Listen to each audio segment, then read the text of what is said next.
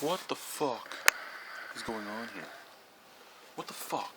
Good day, YouTube, and welcome to another episode of the Albino Rhino Beer Review. We have another unboxing for you. This unboxing is from the Five Paddles Brewing Company. It's a bunch of their beers dropped off for me by Tanya. Thank you very much, Tanya.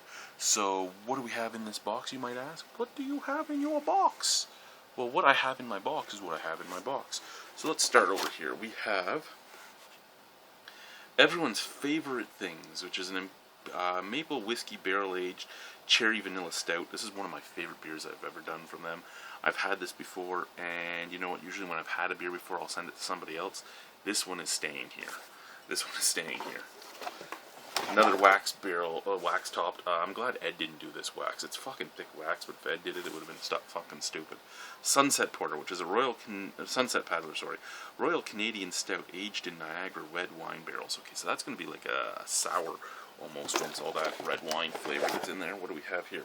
We have a coffee sour old ale aged 6 months in Baco Noir barrels. Baco Noir barrels infused with locally roasted Ethiopian coffee.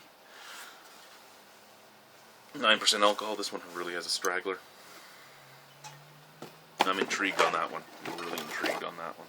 What's this guy? This is the Madness of Ophelia, which is a bourbon barrel-aged barley wine. 10% alcohol. Now, I have had Madness of Ophelia before, so that one I'll toss a coin on. I loved it when I had it. It was their very first year that they were doing it, so who knows how that's going to end up. Barrel of Hugs, which is a Pinot Noir barrel-aged Russian Imperial Stout at 11.5% alcohol. And then, last but not least, on the look at how thick that wax is. I would almost think Ed did this, almost, just by how thick it is.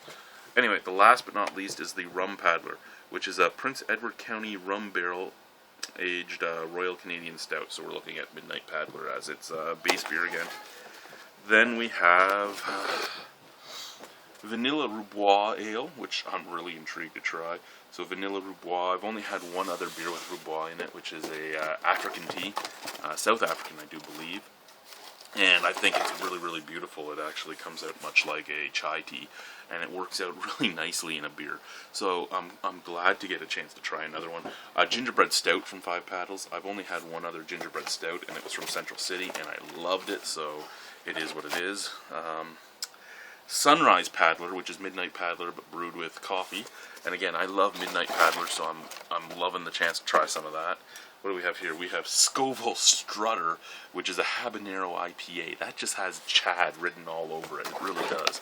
Like, my name should be written on that bottle. Then we have the Paddler's Pride ESB. Is this the same as your original ESB when you first opened? I'm not sure. I'll put that there. Then we have Home Sweet Home, which is their vanilla wheat. First time I had this, vanilla and honey wheat. The first time I had Home Sweet Home, I thought it was kind of reminiscent to me of like the orange creamsicles ice creams. So it is an interesting thing. I'm intrigued to try it. I'm going to put them all right back in here. And yeah, so that's another 10 beers for review and 2 to drink. And yeah, this, what do we, fuck man, like there's 13, 15, that box has about 20 in it. So we've went from 2 beers to review up to almost 50 in the span of 2 days. Thank you guys for watching. Have a wonderful evening. Bye-bye. Ooh.